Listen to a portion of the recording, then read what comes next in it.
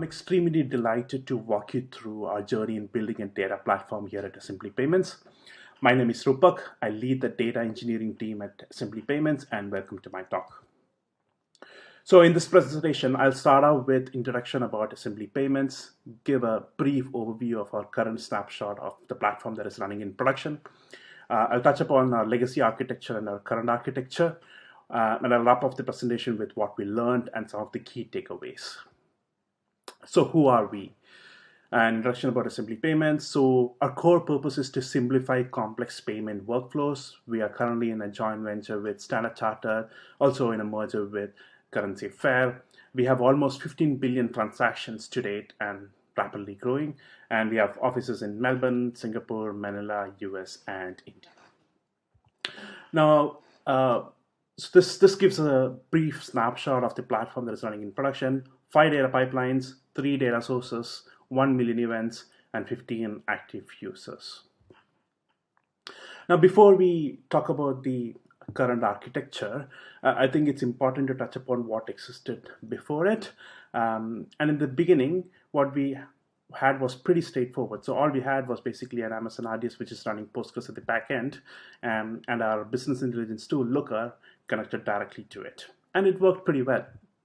Now, as we rapidly grew, our analytical and reporting requirements became increasingly complex, and that's why we had to come up with a new architecture to support those requirements. So in the new architecture, we have our source systems, we have Amazon RDS, we have DynamoDB, we have again Amazon RDS, which is some of the databases are running MySQL at the back end, some of them are running PostgreSQL at the back end. We have our ingestion layer, which is primarily supported by AWS DMS, Lambda, and Kinesis Firehose. And at the heart of the architecture is our storage and processing layer, which consists of 3 sublayers: landing layer, raw layer, and our business layer. So the landing layer is basically where you land the data in, as the name suggests. The raw layer is basically your one-to-one representation of the source data. So if there is a table called transactions in your MySQL database, there will be a table called transactions in the raw layer. The only difference is that it's immutable, so it's an append-only layer.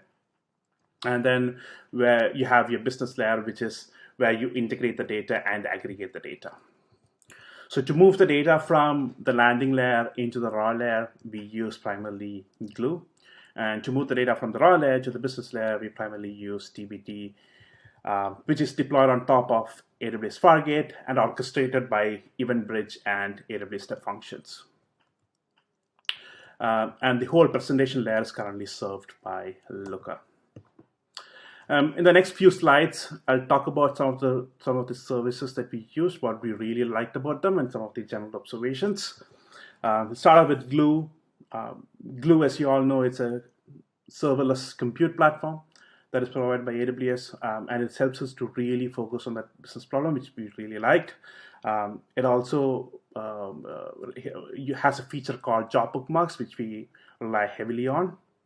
Glue 2.0 and recently Glue 3.0 that has been recently introduced that reduces the startup times.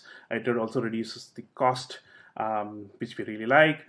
Crawler is again another feature which we heavily rely on within the Glue service.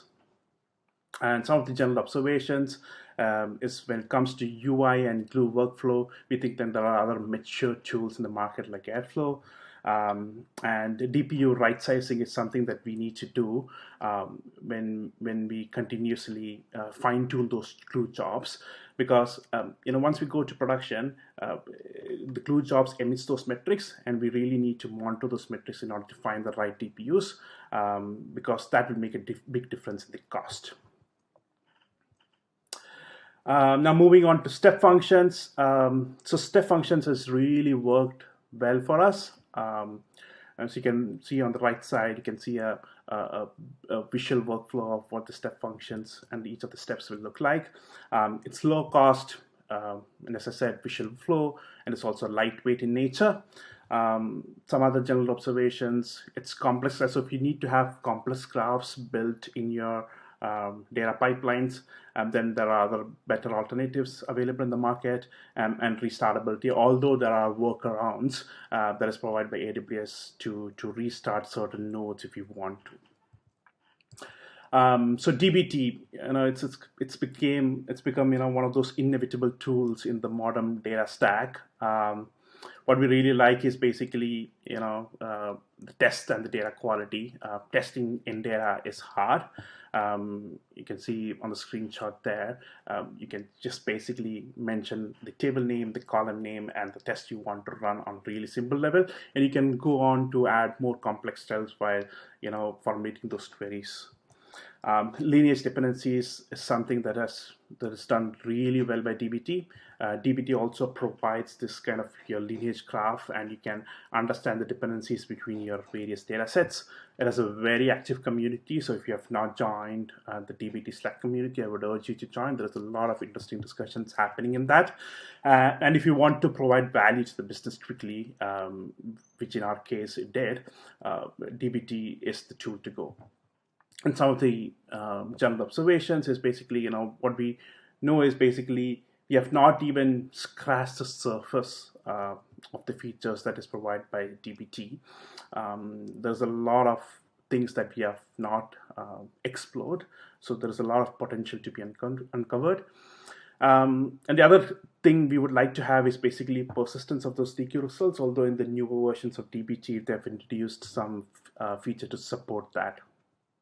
And finally, on to Snowflake. Enough has been said about Snowflake. I'll just throw away some points.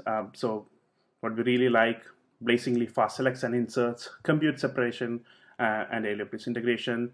And some of our observations is you need to have a watchful eye on cost. Snowflake provides a lot of tools in order to support those capabilities. Updates, are slow, but it's basically when you design your data pipelines, you need to really have a strategy in place on how do you treat those inserts, updates, and deletes, and think about the Snowflake roles and users design first before starting to implement those data pipelines. And with that, I would like to summarize my talks with some key takeaways.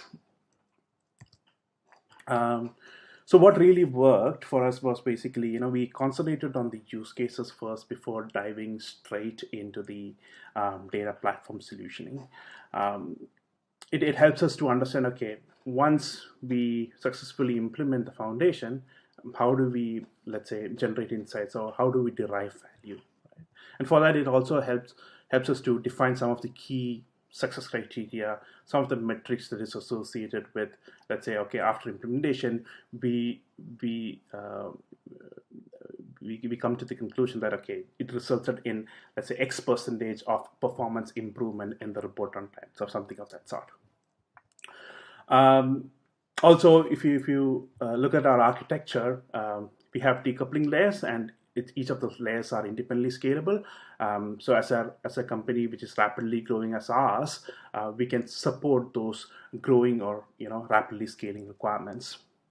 And relying heavily on serverless worked for us because we have more time spent on the business logic, and the cost is also relatively lower, not in just absolute dollar terms, but the total cost of ownership.